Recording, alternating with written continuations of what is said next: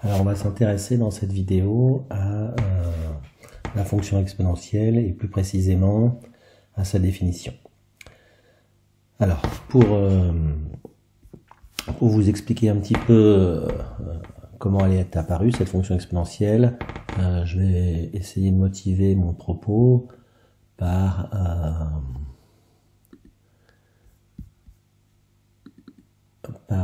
une argumentation physique.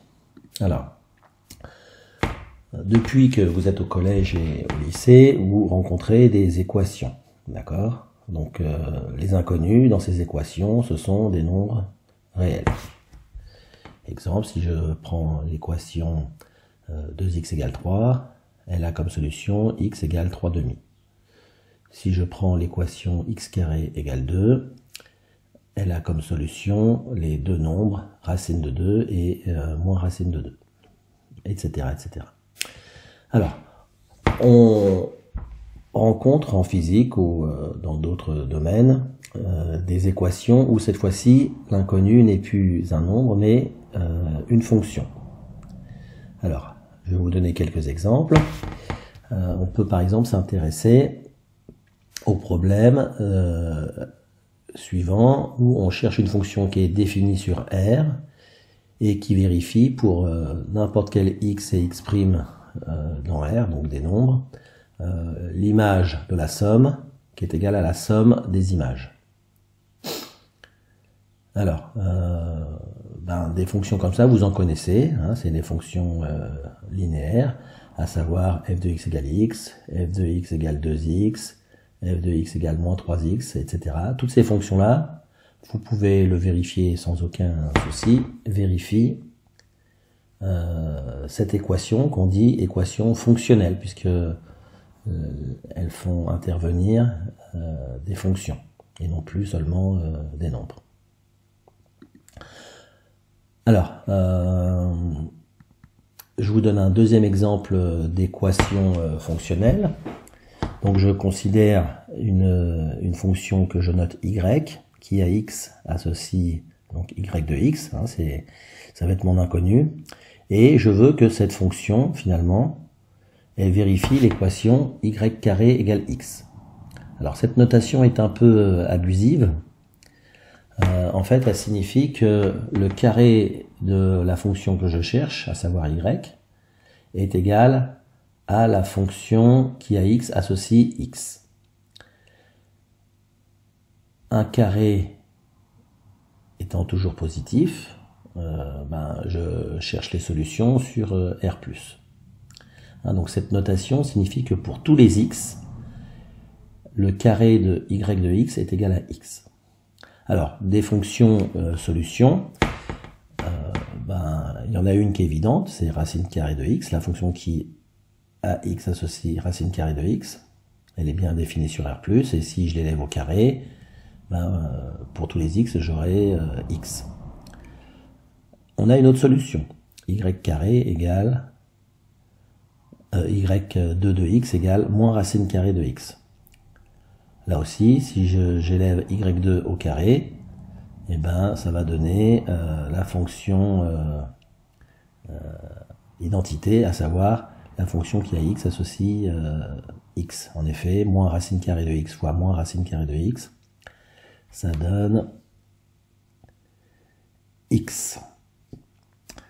Bon, on pourrait se dire, c'est fini, j'ai résolu, mais en fait, non, pas du tout. Hein, si vous prenez une fonction comme celle-ci, donc un petit peu étrange, à savoir, elle est définie par racine carrée de x si les x sont plus grands que 1, et par racine carrée de x si les x sont plus petits que 1, alors évidemment plus grand que 0, hein, vu que on a la racine carrée. Donc sur l'intervalle 0,1, elle vaut moins racine carrée de x, et sur l'intervalle 1 plus l'infini, elle vaut racine carrée de x. Et dans cette fonction, elle est solution aussi. On peut s'en convaincre, soit en faisant le calcul, soit en traçant la fonction avec GeoGebra. Donc là, je l'ai tracé, racine carrée de x après 1, moins racine carrée de x entre 0 et 1. Donc vous voyez, hein, c'est ce qu'on appelle une fonction discontinue, puisque il y a un saut entre la valeur 1 et enfin la valeur moins 1 et la valeur 1. Bon, bref, le propos n'est pas la continuité ici. Alors cette fonction, si je la multiplie par elle-même, donc f de x soit f de x, et ben regardez ce que ça donne. Ben, ça donne x sur R+, évidemment. Donc ben, on commence à comprendre que les équations fonctionnelles, ben, c'est plus compliqué que les équations simples où on a uniquement des nombres. Hein, c'est beaucoup plus riche. Alors, je continue un petit peu avec mes exemples et je commence à aborder un petit peu un thème qui va nous intéresser d'un peu plus près. Donc, si je m'intéresse à l'équation y' égale 2x. Alors, c'est quoi cette équation? L'inconnu, c'est y, c'est une fonction qui est définie et on impose qu'elle est dérivable puisque j'ai calculé sa dérivée sur R. Et cette fonction, ben, sa dérivée, c'est égal à la fonction qui a x associée 2x. Alors, est-ce qu'il y a des fonctions dont la dérivée est égale à 2x et qui sont définies sur R? Ben oui, vous en connaissez. La première qui vous vient à l'esprit, j'imagine, c'est la fonction x carré. Si je la dérive, ça fait 2x.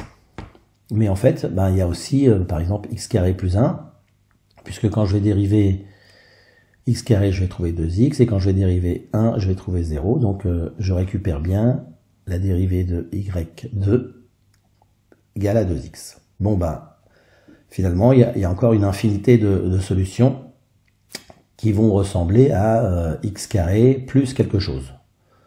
Le quelque chose pouvant être négatif, évidemment. Alors, ces fonctions qui font intervenir la dérivée, eh bien, en physique, ça arrive très régulièrement, très souvent.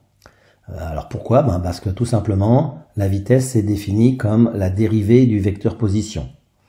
L'accélération, c'est la dérivée du vecteur vitesse. Bon. Votre professeur de physique vous expliquera ça mieux que moi.